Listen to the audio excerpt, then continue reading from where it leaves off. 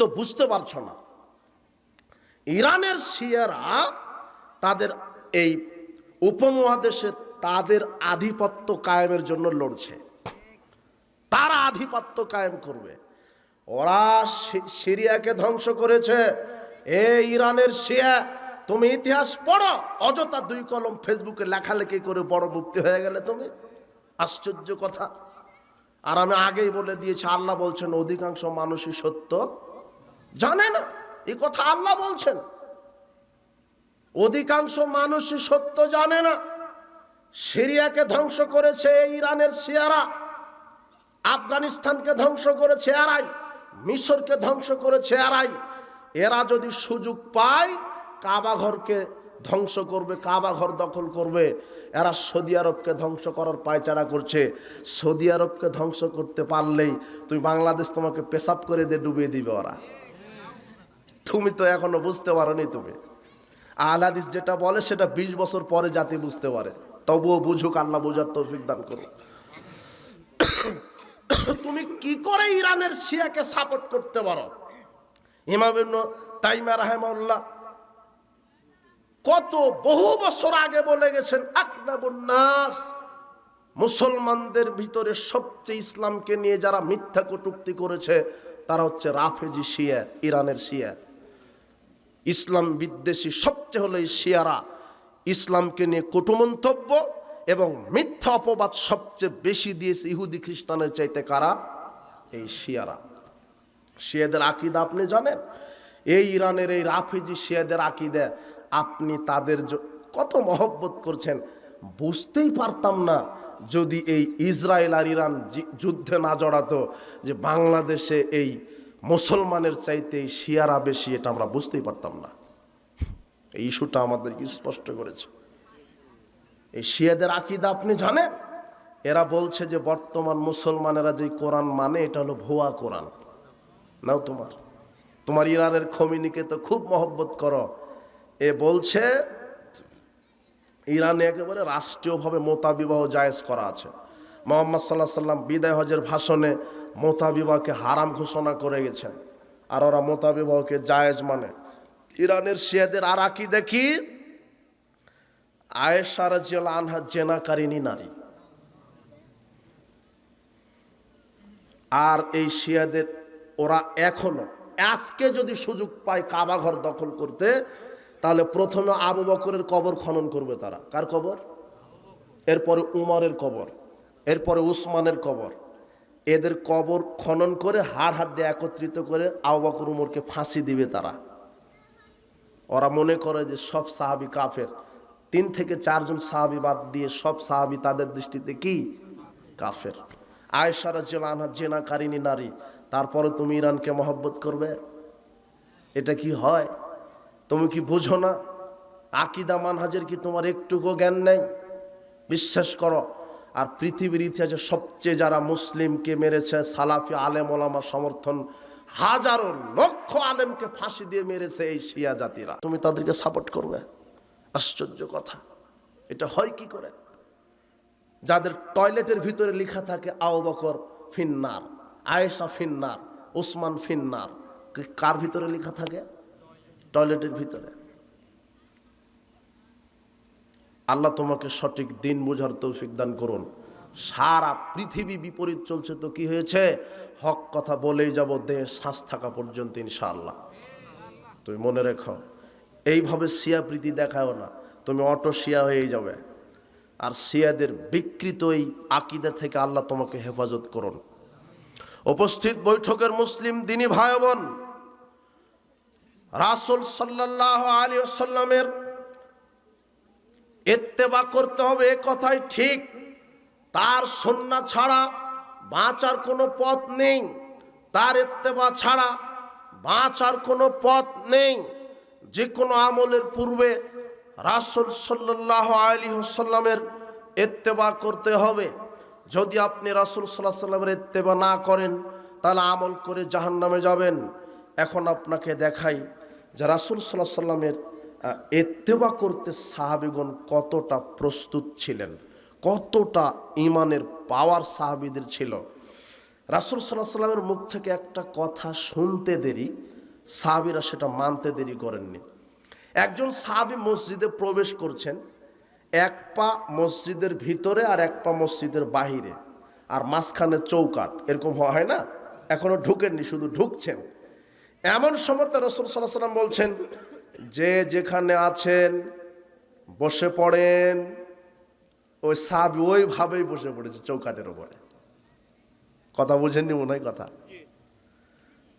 যে যেখানে আছেন বসে পড়েন মানে সুন্দরভাবে গোছালোভাবে বসে থাকেন। তো সাহাবী তো পারতেন যে মসজিদের ভিতরে ভালোভাবে ঢুকে প্রবেশ করে সুন্দর জায়গাতে বসে তার আলোচনা শুনতে। কথা বুঝেননি? কিন্তু তিনি চিন্তা করলেন, রাসূল সাল্লাল্লাহু আলাইহি ওয়াসাল্লাম বলছেন যে যেখানে আছেন বসে পড়েন। সাহাবী ওখানে কি পড়ে গেছে? বসে পড়ে গেছে।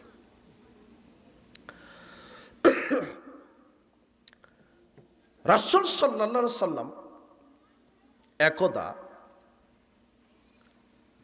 খয়বারের যুদ্ধের দিন, খয়বার বিজয় হয়ে গেছে, তো বিজয়ের আনন্দে সাহাবীগণ গৃহপালিত যে গাধা জবহ করে গোস্ত রান্না শুরু করে দিয়েছে।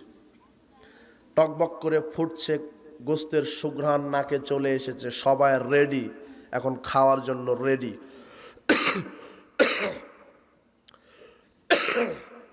রাসূল সাল্লাল্লাহু আলাইহি ওয়াসাল্লাম বলছেন, শোনো, আমি মুহাম্মদ সাল্লাল্লাহু আলাইহি ওয়াসাল্লাম গৃহপালিত গাধার গোস্ত খাওয়া হারাম করে দিলাম। হাদিস বুখারী মুসলিমের।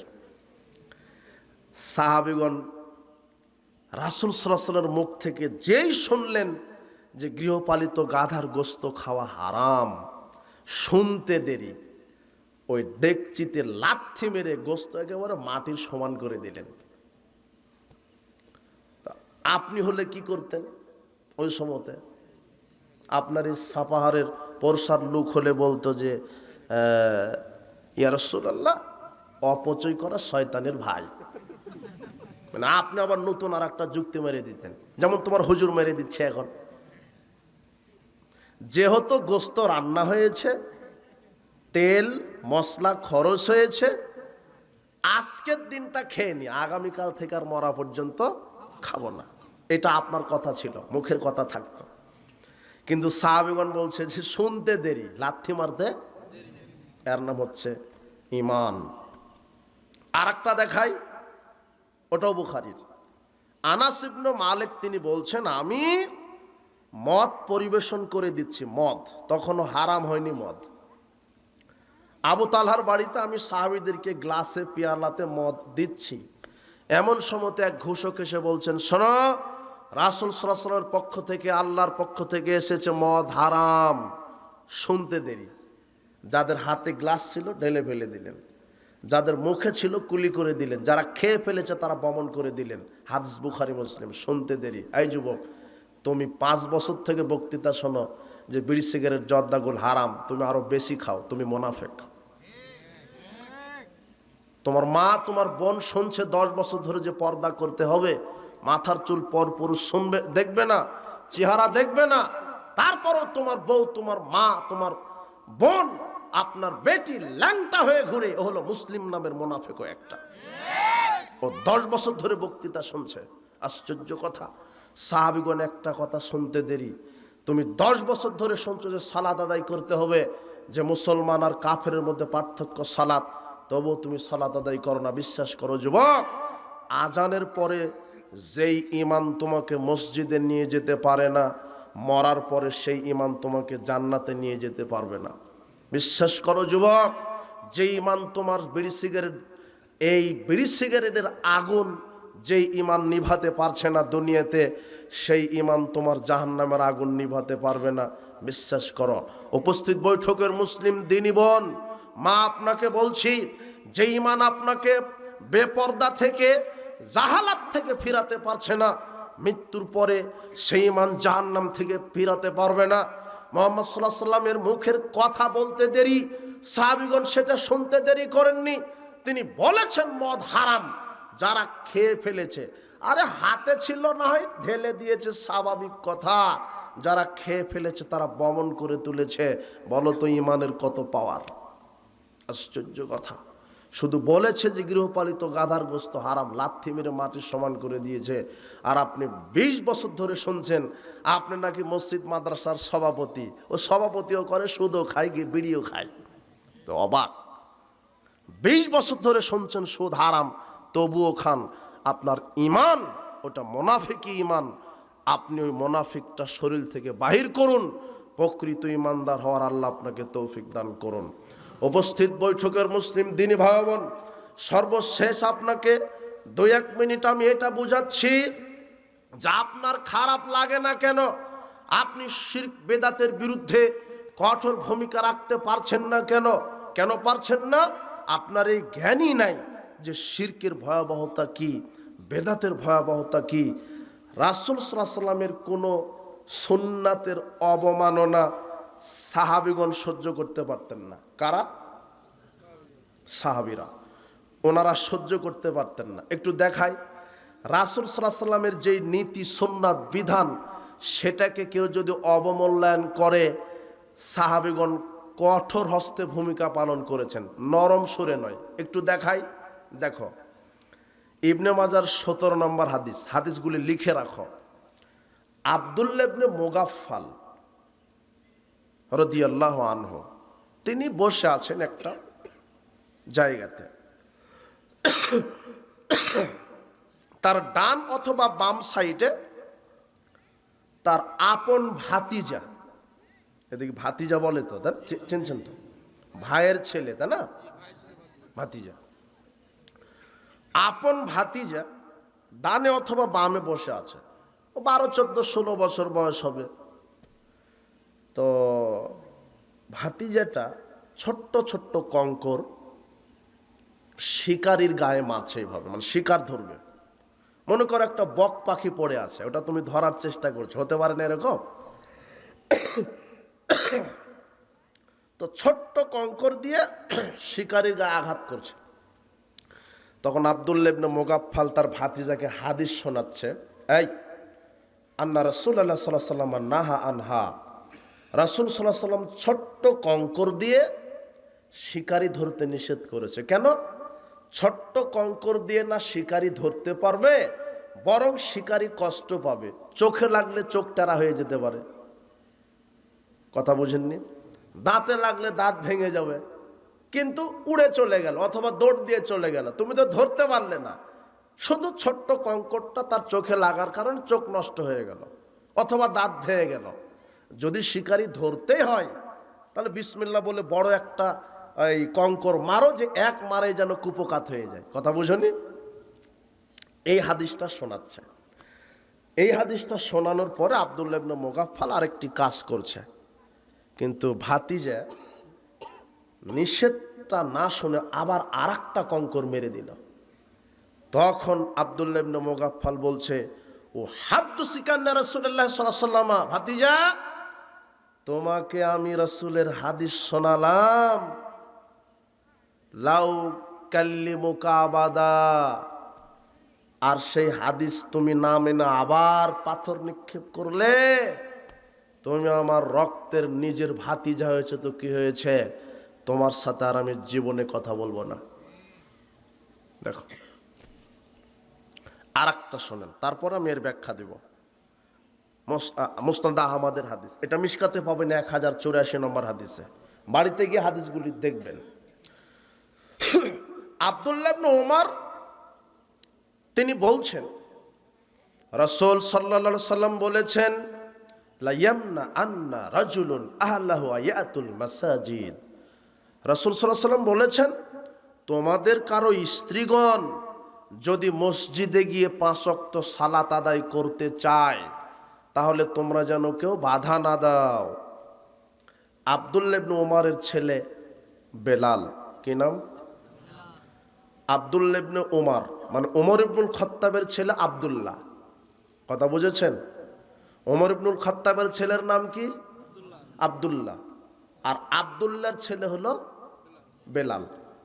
তো আব্দুল্লাহ ইবনে ওমর রাসূল সাল্লাল্লাহু আলাইহি ওয়াসাল্লামের এই হাদিসটা শোনাচ্ছেন এক বৈঠকে।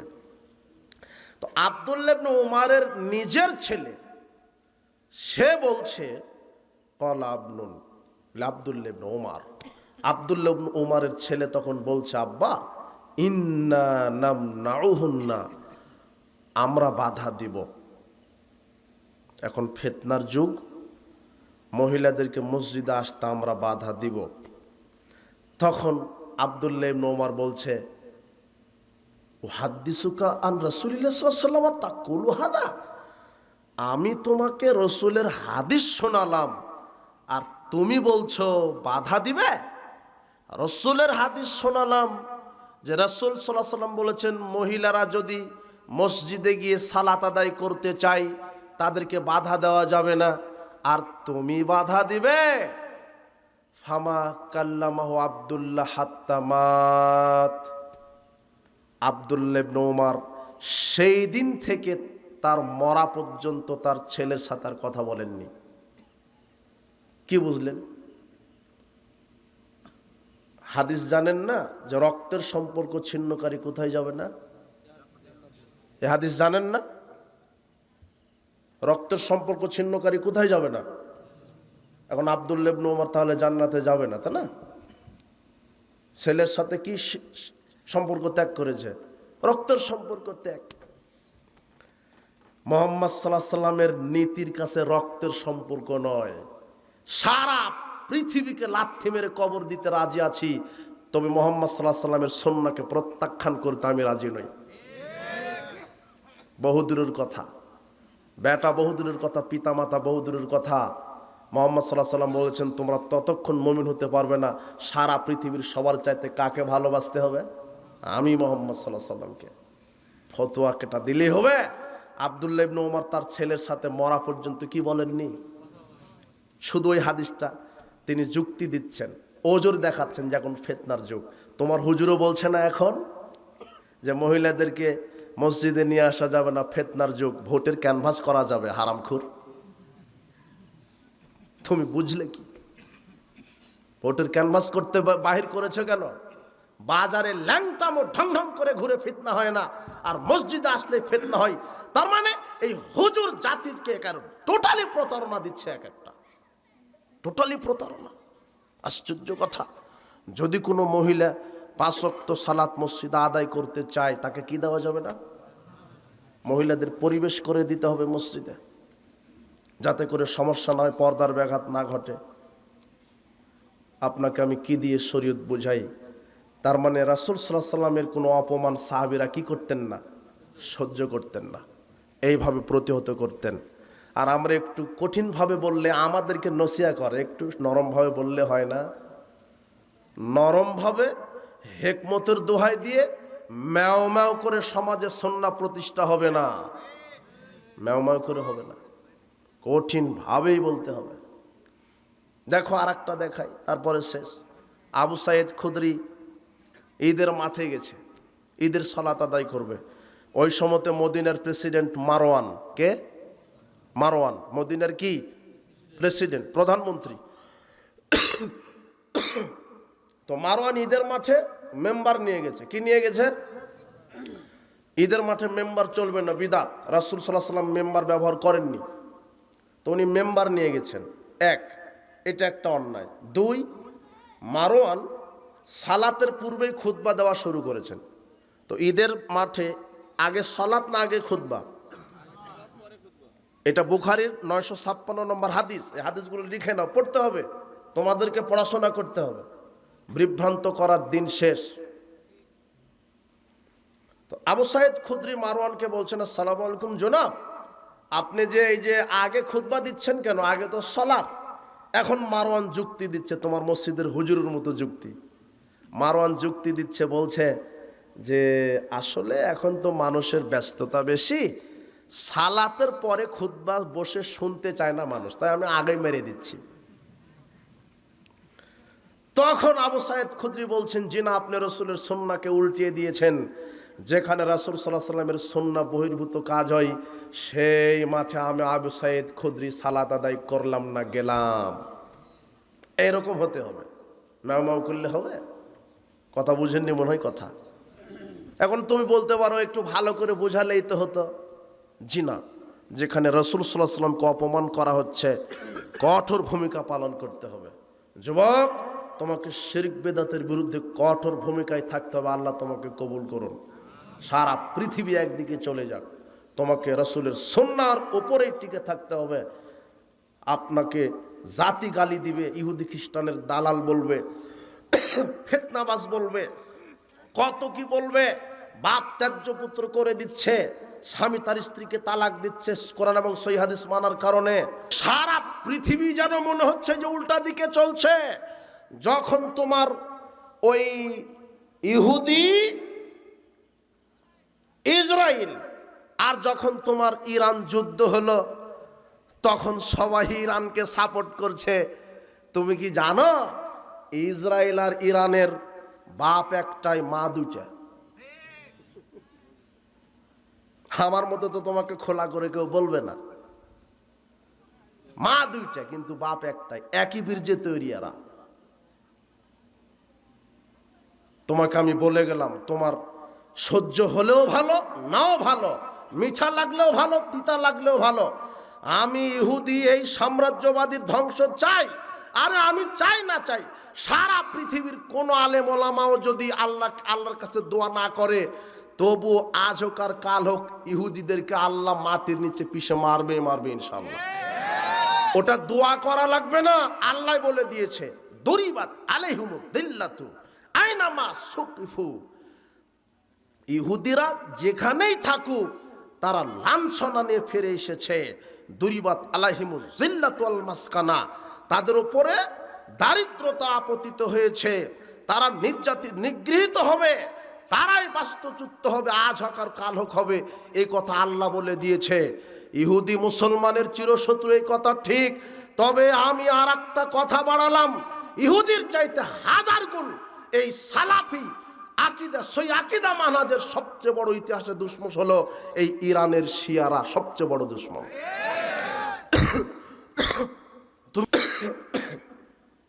উপস্থিত বৈঠকের মুসলিম দিনী ভাই বোন, বলছিলাম ইত্তেবায়ে সুন্নাহ, রাসূল সাল্লাল্লাহু আলাইহি সাল্লামের সুন্নাতের অনুসরণ, দলিলের অনুসরণ।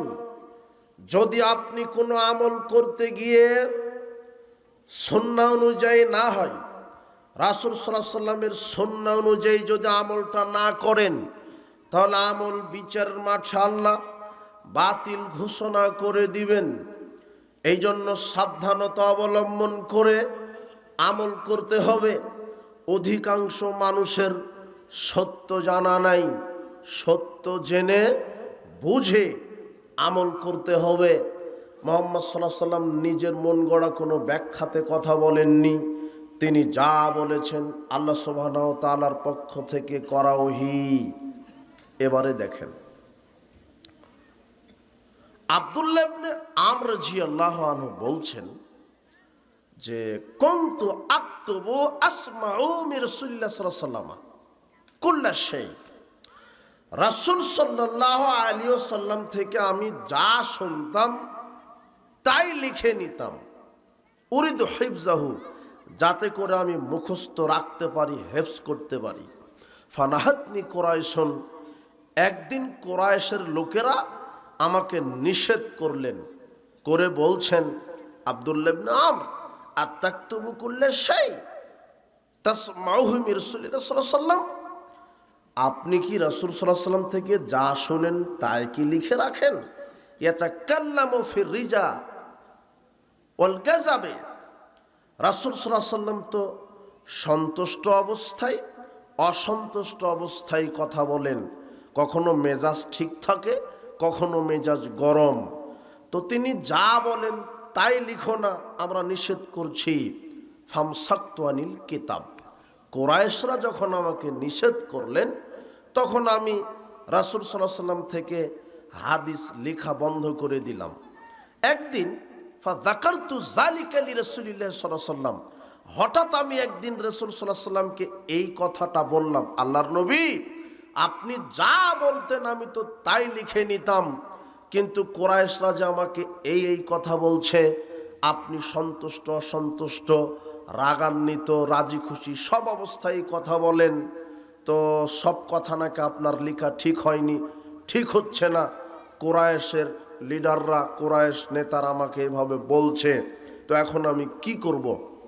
তখন আল্লাহর নবী নিজের মুখের দিকে আঙুলটা নিয়ে বলছেন, ওয়াল্লাযী নাফসি বিয়াদিহি, সেই সত্তার কসম করে বলছি, আব্দুল্লাহ ইবনে আমর শোনো, উক্তুব, তুমি লিখতে থাকো, মা ইয়াখরুজু মিনুল হক, আমি মুহাম্মদ সাল্লাল্লাহু আলাইহি ওয়াসাল্লামের মুখ থেকে সত্য ছাড়া মিথ্যা বের হয় না।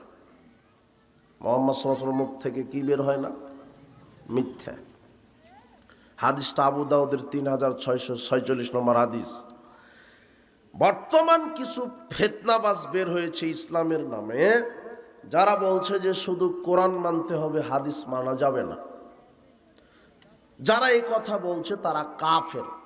এদেরকে যারা কাফের মনে করে না, তারাও অটো কাফের।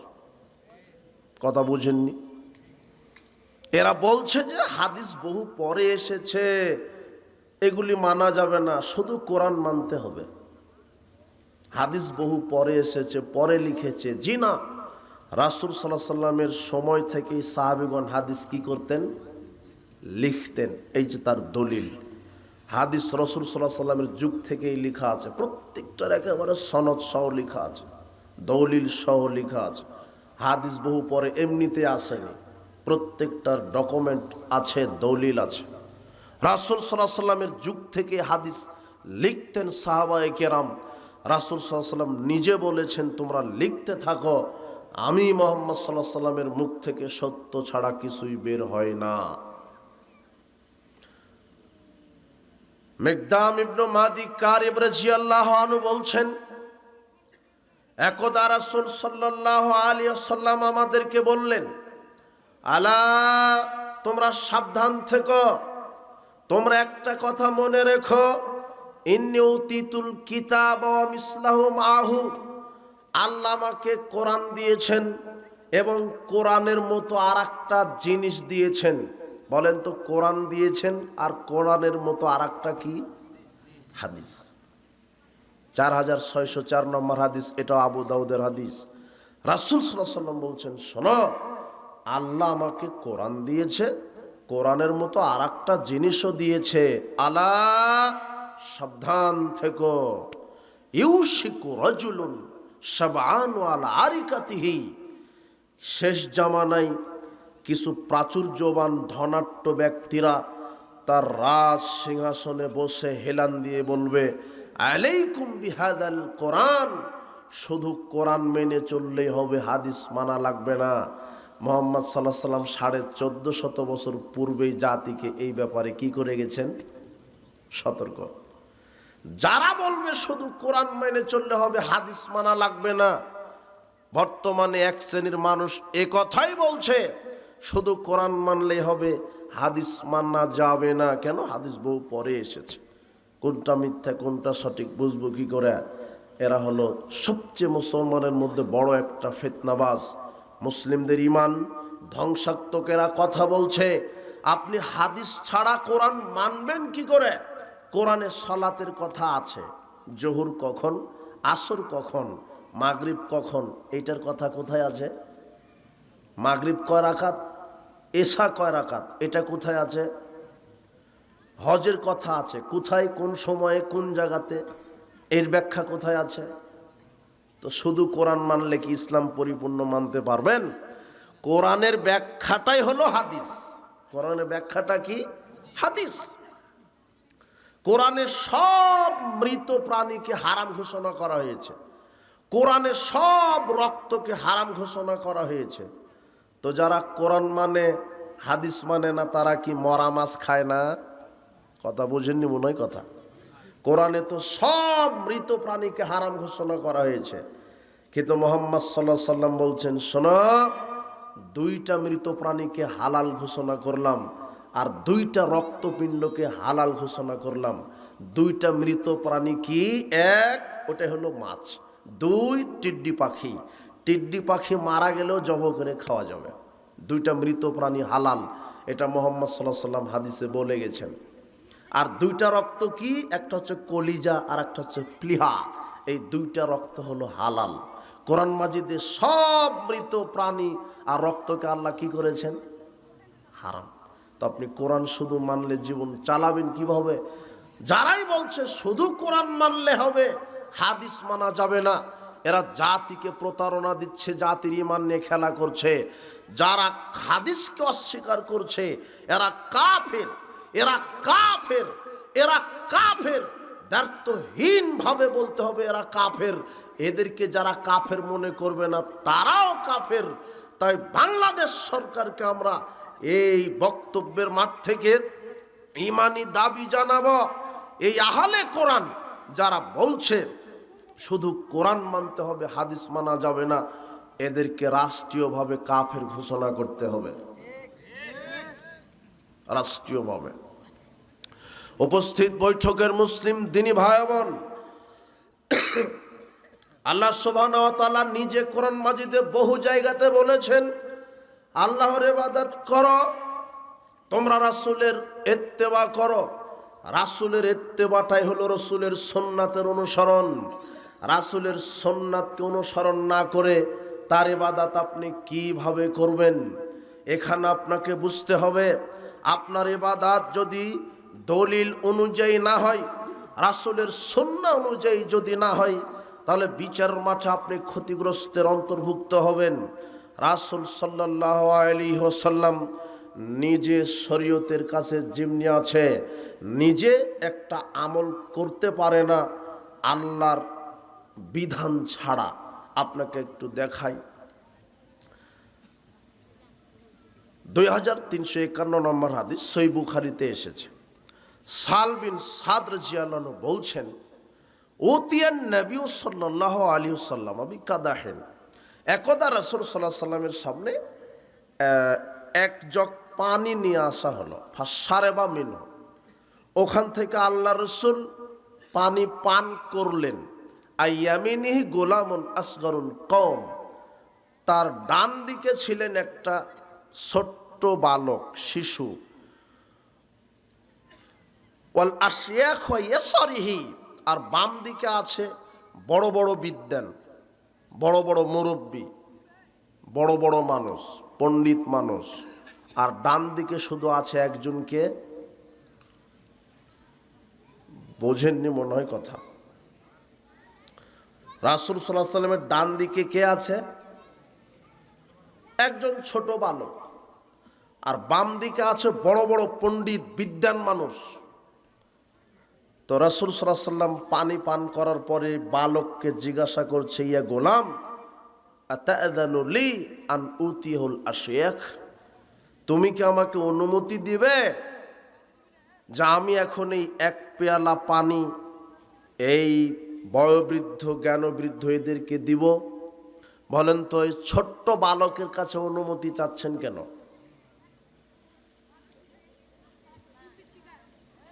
তিনি বাম দিকে দিতে পারছেন না কেন? তিনি খাওয়ার পরে ডান দিকের বালকের কাছে অনুমতি চাচ্ছেন কেন?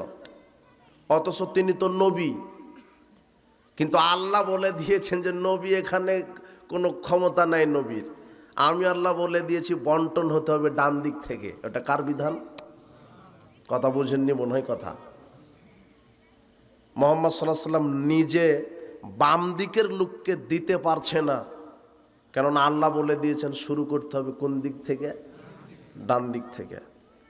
এটা হচ্ছে দলিল, দলিল। এটা আল্লাহ সুবহানাহু ওয়া তাআলার বিধান, এটা হলো সংবিধান।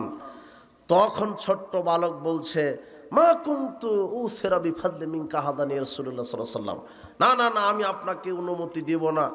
আপনি খেয়েছেন, এরপর আপনার হাত থেকে গ্লাসটা আমি আগে নিয়ে খেতে চাচ্ছি। কেন? এখানে ফজিলত বেশি। মুহাম্মদ সাল্লাল্লাহু আলাইহি ওয়াসাল্লাম তখন বালককে দিতে বাধ্য হলেন। বাম দিকে যত বড়ই পণ্ডিত থাকুক, ওখানে আর দেওয়া যাবে না। বিধান কোন দিক থেকে? ডান দিক থেকে। এটা হলো দলিল। কোরআন হাদিসে যেভাবে যে আমল আছে ওইভাবেই করতে হবে। এখন যদি আপনি বলেন যে না, বাপ দাদা থেকে করে আসছি আমল, কিসের দলিল, কিসের কোরআন হাদিস? বাপ দাদার কোনো মূল্য নেই কোরআন হাদিসের সামনে। বাপ দাদাকে, মাযহাবকে, বড় হুজুরকে। মুহাম্মদ সাল্লাল্লাহু আলাইহি ওয়াসাল্লাম বলছেন, শোনো, লাউ বাদালাকুম মূসা, হে আমার সাহাবীগণ শোনো, আজকে যদি মূসা আলাইহিস সালাম আসে, ফাত্তাবাতুমুহু, আর যদি তুমি মূসার শরীয়ত তোমরা মেনে চলো, ফাতারাক্তুমুনি, আর আমি মুহাম্মদ সাল্লাল্লাহু আলাইহি সাল্লামের সুন্নাহকে যদি বাদ দাও, লা দালালতুম আন সাওয়াইস সাবিলা, তাহলে তোমরা পথভ্রষ্ট হয়ে যাবে। শোনো, লাউ কানা মূসা হাইয়ান, যদি আজকে মূসা জীবিত থাকতো, ওয়াদরাকা নবুয়তি, আর আমি মুহাম্মদ সাল্লাল্লাহু আলাইহি সাল্লামের নবুয়ত পেত, লাত্তাবানি, তাহলে মূসাকেও আমার অনুসরণ করা লাগতো। ওয়াসাল ইত্তাবায়ে, আমি মুহাম্মদ সাল্লাল্লাহু আলাইহি সাল্লামের ইত্তেবা ছাড়া মূসারও জান্নাত হতো না। আপনি কি বুঝলেন? যেখানে মুহাম্মদ সাল্লাল্লাহু আলাইহি সাল্লামের সুন্নাহ শরীয়ত স্ট্যান্ডিং থাকা অবস্থাতে অন্য কোনো নবীর শরীয়ত চলছে না। সাধারণ নেতা বহুদূরের কথা, সাধারণ হুজুর বহুদূরের কথা, মাঝহাব বহুদূরের কথা, তোমার নেতা বহুদূরের কথা, বাপ দাদা বহুদূরের কথা, পাগড়ি টুপি বহুদূরের কথা। মুহাম্মদ সাল্লাল্লাহু আলাইহি সাল্লামের সুন্নাহ থাকা অবস্থায় অন্য কোনো নবীর সুন্নাত চলছে না, সেখানে তোমার মুরব্বী বাপ দাদা মাঝহাবের দোহাই দিয়ে শরীয়ত কি করে টিকে? তোমার হুজুর যে বলছে যে বাপ দাদা থেকে করে আসছি, বড় হুজুর করে, বড় হুজুরকে, মুহাম্মাদের কাছে মূসা টিকতে পারছে না। কথা বুঝনি মনে হয় তুমি? মূসা আলাইহিস সালামও যদি মুহাম্মদ সাল্লাল্লাহু আলাইহি সাল্লামের যুগে জীবিত থাকতেন, তাহলে মূসা আলাইহিস সালামের জান্নাত হতো না। কার ইত্তেবা ছাড়া? মুহাম্মদ সাল্লাল্লাহু আলাইহি সাল্লামের ইত্তেবা ছাড়া। এই কথা মুহাম্মদ সাল্লাল্লাহু আলাইহি সাল্লামের মুখের কথা। মা ওয়াসিয়াউল ইত্তেবায়ে, মূসারও গন্তব্য থাকতো না আমার ইত্তেবা ছাড়া, মূসারও বাঁচার পথ থাকতো না আমার ইত্তেবা ছাড়া। উপস্থিত বৈঠকের মুসলিম দিনী ভাই বোন, বলছিলাম ইত্তেবায়ে সুন্নাহ, রাসূল সাল্লাল্লাহু আলাইহি সাল্লামের সুন্নাতের গুরুত্ব। রাসূল সাল্লাল্লাহু আলাইহি সাল্লামের সুন্নাহকে মেনে চলতে হবে, দলিলকে মেনে চলতে হবে। আল্লাহ সুবহানাহু ওয়া তাআলা বলছেন, ফাসআলু আহলায যিকর ইন কুনতুম লা তা'লামুন বিল বায়িনাতি ওয়াজ যুবুর। শোনো, যারা তোমরা জানো না, তোমরা জ্ঞানী লোকদের থেকে জেনে নাও দলিল প্রমাণ সহকারে। কি সহকারে? দলিল প্রমাণ সহকারে। তোমাদের যাদের জানা নাই, তোমরা জানো, সেটা কি সহকারে? দলিল সহকারে। যদি কোনো আমল করবেন, তার যদি দলিল না থাকে, সেই আমল গ্রহণীয় হবে না। এখন আমি আপনাকে কয়েকটা দলিল সম্পর্কে এখন আপনাকে কয়েকটা সিরিয়াল দিই, দলিলের গুরুত্ব কত।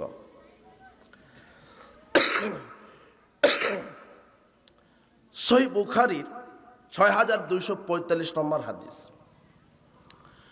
আবু সাঈদ খুদরি রাদিয়াল্লাহু আনহু বলছেন যে, কুনতু ফি মাজলিসিম মিন মাজালিসিল আনসার, আমি একদা আনসারদের একটা বৈঠকে বসেছিলাম। ইদ জা আবু মূসা কান্নাহু মাজউরুন, আবু মূসা আশআরী রাদিয়াল্লাহু আনহু আমাদের বৈঠকে আসলেন, একেবারে ভীত সন্ত্রস্ত অবস্থায় আসলেন, দৌড়ে হাঁপাতে হাঁপাতে, তার অন্তরটা কাঁপছে, ভীত অবস্থায় আসলেন। এসে বললেন আমাদেরকে, মজলিস ভরা লোক, তাদের সামনে বললেন, শোনেন আমার কথা আছে। কি?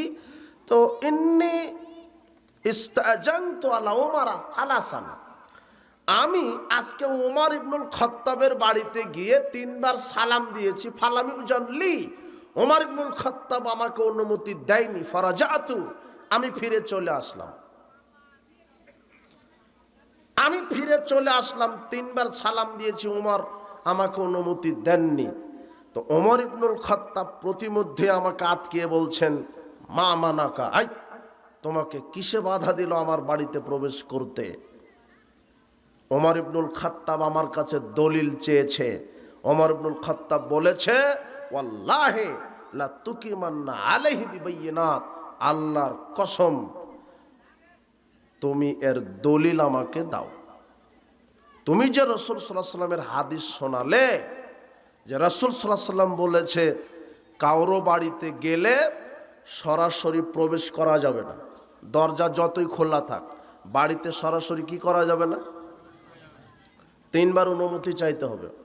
বাড়িতে কেউ আছেন, বাড়িতে কেউ আছেন, বাড়িতে কেউ আছেন, এটা অথবা আসসালামু আলাইকুম, আসসালামু আলাইকুম, আসসালামু আলাইকুম। কথা বোঝা গেল না মনে হয়? 3 বার অনুমতি। যদি অনুমতি না পাওয়া যায় তাহলে কি করতে হবে? এই হাদিসটা আবু মুসা আশআরী রাসূল সাল্লাল্লাহু আলাইহি সাল্লামকে শোনাচ্ছেন। তখন এই হাদিসটা আবু মুসা আশআরী ওমর ইবনুল খাত্তাবকে শোনাচ্ছেন। তো ওমর ইবনুল খাত্তাব তখন বলছে, ঠিক আছে, আর দলিল দাও আমাকে। কি দাও? দলিল। তখন আবু মুসা আশআরী ভয়ে আনসারের বৈঠকে চলে এসেছে। তোমরা কি কেউ দলিল জানো? আবু মুসা আশআরীর পিছনে পিছনে ওমর ইবনুল খাত্তাব তিনিও চলে এসেছেন। এসে বলছেন, আমিনকুম আহাদুন সামিয়াহু মিনান নবী সাল্লাল্লাহু আলাইহি ওয়াসাল্লাম, তোমাদের মধ্যে কি কেউ রাসূল সাল্লাল্লাহু আলাইহি ওয়াসাল্লাম থেকে এই হাদিস শুনেছেন? শুনেছো তোমরা কি কেউ? তখন উবাই ইবনে কাব বলছে, ওয়াল্লাহি, আল্লাহর কসম, লা ইয়াকুমু মাকা ইল্লা আসগারুল কওম, এই বৈঠকের সবচেয়ে যে ছোট মানুষ তিনি এই দলিলটা জানেন। তখন আবু সাঈদ খুদরি বলছেন, কুনতু আসগারুল কওম, আমি হলাম সবচেয়ে ছোট মানুষ। আমি দাঁড়িয়ে ওমর ইবনুল খাত্তাবকে বললাম, হ্যাঁ, আন্নান নবী সাল্লাল্লাহু আলাইহি ওয়াসাল্লাম ক্বালা যালিক, রাসূল সাল্লাল্লাহু আলাইহি ওয়াসাল্লাম এই কথা বলেছেন।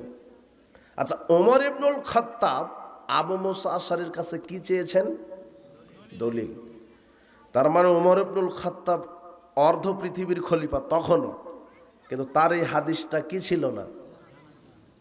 তো আলেম যত বড়ই হোক তার সব জানা নাও থাকতে, আলেম বড় হলেই যে সব জানবে এই কথা নয়। আলেম অনেক জানে কিন্তু সব জানে না, এই কথাই ঠিক। ওমর ইবনুল খাত্তাব অর্ধ পৃথিবীর খলিফা, সেই সময়ের পণ্ডিত মানুষ, তারপরও তার এই হাদিসটা কি ছিল না। তাই তিনি বলছেন, দলিল পেশ করো। মুসান্নাফ ইবনে আবি শাইবার রেওয়াতে এসেছে, ওমর ইবনুল খাত্তাব আবু মুসা আশআরীকে বলেছিলেন, দলিল যদি পেশ করতে না পারো তাহলে তরবারি দিয়ে তোমার পিঠ আর পেটকে চিরে তোমাকে হত্যা করা হবে। তখন উবাই ইবনে কাব বলছেন, আপনি আল্লাহ রসুলের সাহাবীকে এইভাবে হুমকি দিচ্ছেন কেন? তখন ওমর ইবনুল খাত্তাব বলছেন, আসলে হুমকি মানে কথাটা হয়েছে কি, যে আমি এই ভয়ে ছিলাম যে রাসূল সাল্লাল্লাহু আলাইহি সাল্লামের শরীয়তের মধ্যে নতুন কিছু কেউ আবিষ্কার করলো কিনা, আমি এই ভয়ে ছিলাম। আর আজকে বাংলাদেশের হুজুর শরীয়তের মধ্যে কত বিদআত ঢুকিয়েছে, ওর কোনো জবাব দেওয়া লাগে না। মনে করছে যে এইভাবে করলে আমল হবে, ইবাদত কবুল হবে। আর একটা হাদিস তিরমিজির 3394 নম্বর একটা হাদিস, বারা ইবনে আজেব রাদিয়াল্লাহু আনহু, রাসূল সাল্লাল্লাহু আলাইহি ওয়াসাল্লাম বারা ইবনে আজেবকে বলছেন, আলা উআল্লিমুকা কালিমাত, আমি তোমাকে একটা দোয়া শিখাবো, তাকুলুহা ইযা আওয়াইতা ফিরাশিক, যখন তুমি ঘুমাতে যাবে তখন এই দোয়াটা পাঠ করে ঘুমাবে। আমি কি বলবো না? তিনি বললেন, হ্যাঁ বলেন। রাসূল সাল্লাল্লাহু আলাইহি ওয়াসাল্লাম বলছেন, লাউ মুত্তা মিন লাইলাতিক মুত্তালাল ফিতরা, যদি এই দোয়াটা পাঠ করে তুমি ঘুমাও আর ঘুমের ভিতরে যদি তোমার মৃত্যু হয়ে যায়, তাহলে আল্লাহ তোমাকে তাওহীদের উপরে মৃত্যু দান করবেন। ওয়াইন আসবাহতা আসবাহতা কাদ আসাবতা খায়রান, আর যদি তোমার এই দোয়া পাঠ করে ঘুমিয়ে সকাল করে ফেলো, আল্লাহ তোমাকে কল্যাণের উপরে সকাল করাবেন। দোয়াটা কি? আল্লাহুম্মা ইন্নী আসলামতু নাফসি ইলাইকা ওয়া ওয়াজ্জাহতু ওয়াজহি ইলাইকা ওয়া ফাওয়াজতু আমরি ইলাইকা ওয়ালজাতু জাহরি ইলাইকা রাগবাতান ওয়া রাহবাতান ইলাইকা লা মালজা ওয়া লা মানজা মিনকা ইল্লা ইলাইকা আমানতু বিকিতাবিকা আল্লাযী আনজালতা ওয়া বিনাবিয়িকা আল্লাযী আরসালতা। এই দোয়াটা পাঠ করে ঘুমিয়ে যেও। যদি মৃত্যু হয়ে যায়, ইসলামের উপরে আল্লাহ মৃত্যু দিবেন। যদি সকাল করো, কল্যাণের উপরে সকাল হবে। তখন বারা ইবনে আজেব রাসূল সাল্লাল্লাহু আলাইহি ওয়াসাল্লামের কাছে দোয়াটা রিপিট করছেন, যেটা শিখালেন সেটা আবার শোনাচ্ছেন। শোনাতে গিয়ে রাসূল সাল্লাল্লাহু আলাইহি সাল্লাম বলেছিলেন আমানতু বিনাবিয়িকা। বারা ইবনে আজেব বলছে আমানতু বিরসুলিকা। কি বলছে? নাবিকার জায়গায় কি শব্দ লাগিয়েছে? হ্যাঁ, রসুলিকা।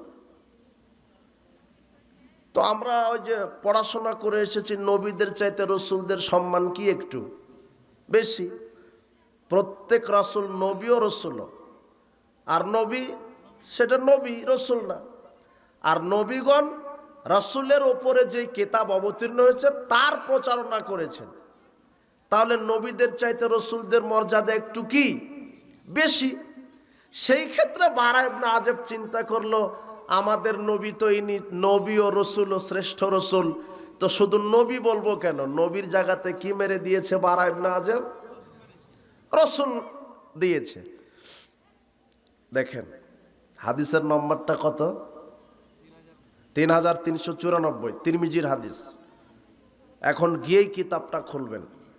তখন রাসূল সাল্লাল্লাহু আলাইহি সাল্লাম বারা ইবনে আজেব বলছেন, যখনই আমি নাবিকার জায়গায় শুধু রসুলিকা লাগিয়েছি, ফাতাআনা বিয়াদিহি সদরি, রাসূল সাল্লাল্লাহু আলাইহি সাল্লাম আমার বুক বরাবর একটা ঘুষি মেরে দিলেন। কি মেরে দিলেন?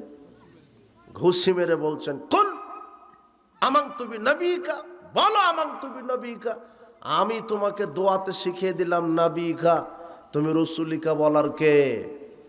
শুধু নাবিকার জায়গায় রসুলিকা, একটা শব্দ। কয়টা শব্দ? একটা শব্দ। তো একটা শব্দতে যদি একটা ঘুষি হয়, তো তোমার হুজুর যে জায়নামাজের দোয়া মেরে দিয়েছে, হুজুর দোয়া তৈরি করে ফেলেছে, তোমার হুজুর যে সালাতের নিয়ত তৈরি করে ফেলেছে, সিয়ামের নিয়ত তৈরি করে ফেলেছে, তাহলে মুহাম্মদ সাল্লাল্লাহু আলাইহি সাল্লাম বেঁচে থাকলে এই হুজুরের ফাঁসি হয়ে যেত। কথা বুঝুনি মনে হয় কথা? কেউ কিছু বলে না, বুঝেই না যে বিদাত কি, বেদাতের ক্ষতি কি, বেদাত করলে কি হয়। রাসূল সাল্লাল্লাহু আলাইহি সাল্লাম যা করেননি সেটা করাই হলো বিদাত, ইবাদত আকারে, ধর্মের আকারে। সারা বাংলাদেশের হাফেজ বলছে কোরআন মাজিদ তেলাওয়াত শেষে সাদাকাল্লাহুল আজিম, যেটা সহিও নাই, জয়ীফও নাই, জালও নাই। কেউ বুঝলো না। পৃথিবীর কোনো কেতাবে, হাদিসের কিতাবে লিখাই হয়নি যে কোরআন মাজিদ তেলাওয়াত শেষ করে সাদাকাল্লাহুল আজিম বলা লাগবে। এই হাদিস পৃথিবীর কোনো কেতাবে নাই, সহি জয়ীফ না। কি নাই? বোঝনি মনে হয় আমার কথা।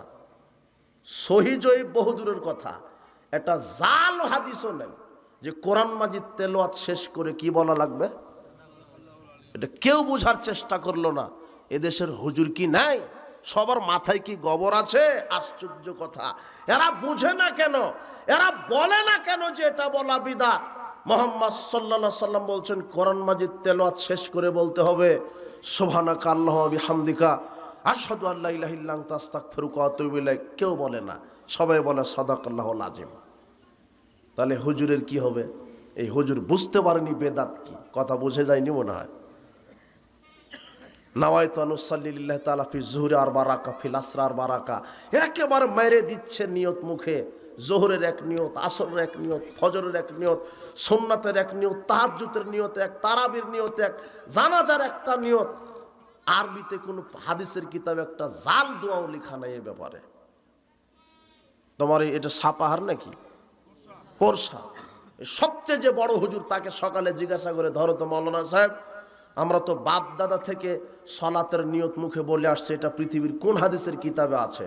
সহি জয়ীফ লাগবে না, শুধু জাল একটা লেখা থাকলেই হবে, আরবিতে শুধু লেখা থাকলেই হবে। কথা বোঝা গেল না মনে হয়? তোমার হুজুর বলছে যে নারী পুরুষের সালাতের পার্থক্য আছে। কি? নারী বাঁধবে বুকের উপরে, পুরুষ বাঁধবে নাভির নিচে। এই হাদিস আছে কোন কিতাবে? সকালেই ধরবা হুজুরকে যে এই হাদিসটা পৃথিবীর কোন আরবি কিতাবে আছে? হাদিসের কিতাবে আছে, সহি নয়, জয়ীফ নয়। কি হাদিস? এটা জাল। থাকলেই হলো, শুধু একটু দেখবো যে কোথায় এটা লেখা আছে। কোথাও নাই, এমনিতেই চলছে, কেউ কিছু বলে না।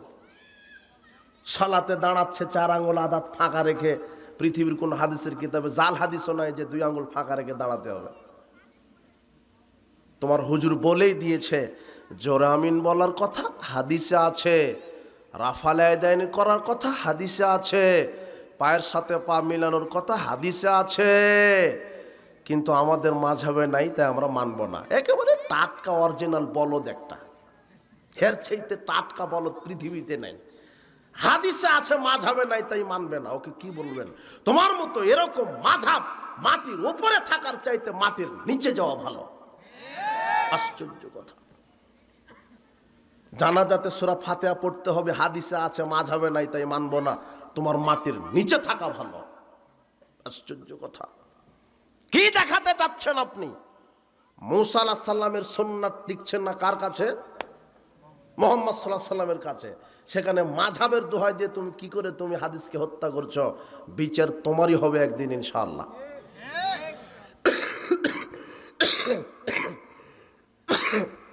আমি তো বলেছি এটা জাল দলিল দেখা। আশ্চর্য কথা।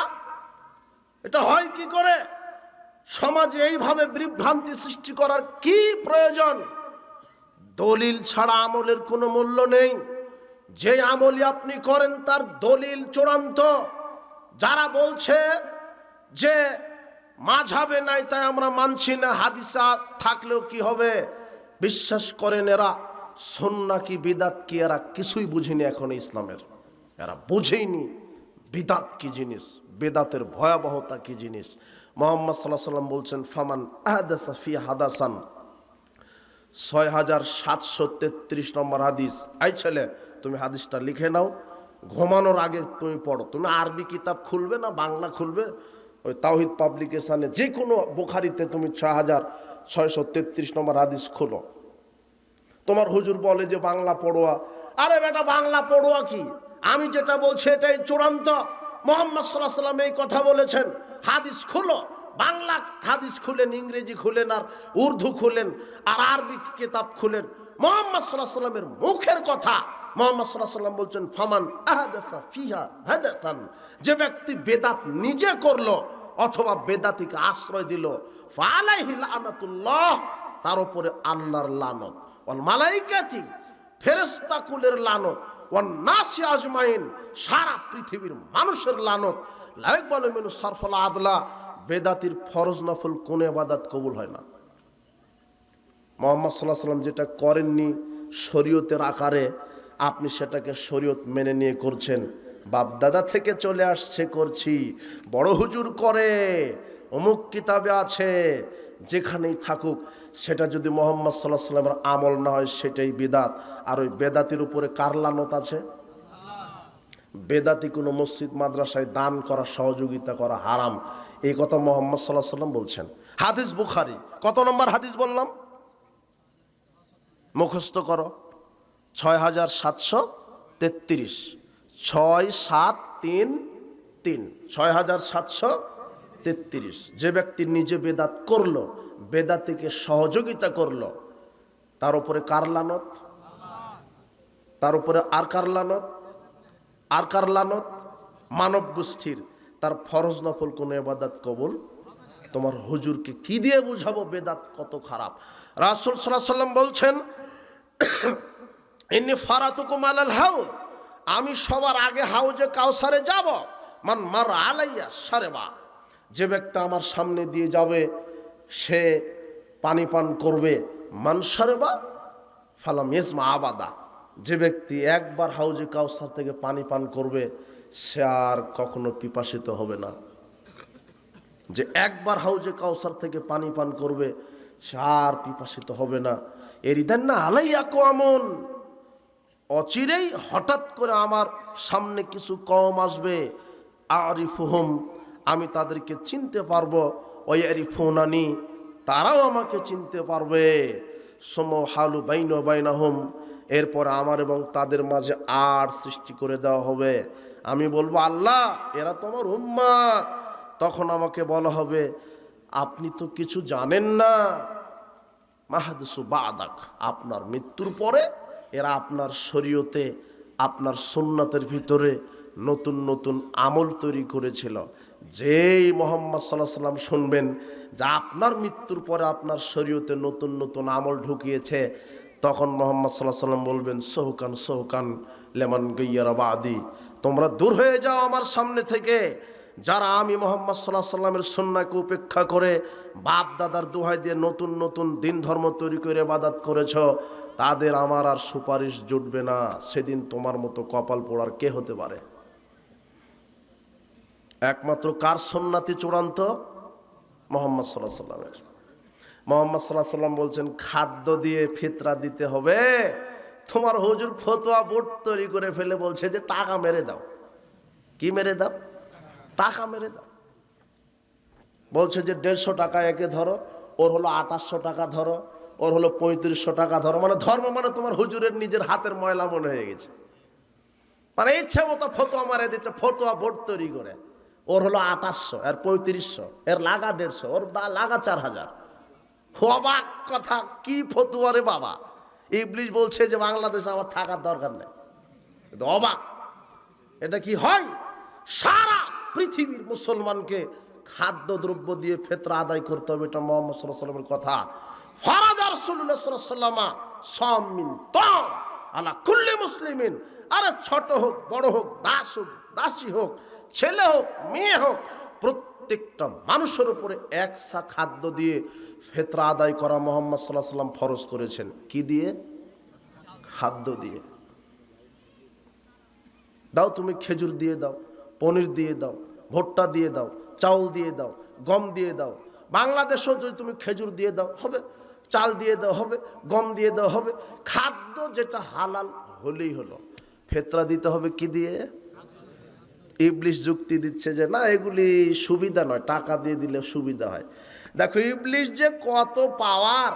আল্লাহ বলছে যে টাকার যাকাত দাও, ওখানে দিয়েছে শাড়ি লুঙ্গি মেরে দিয়েছে। কথা বুঝো নি মনে হয় তুমি? আর ইসলাম বলছে যে ফিতরা খাদ্য দিয়ে দাও, এখানে টাকা মেরে দিয়েছে।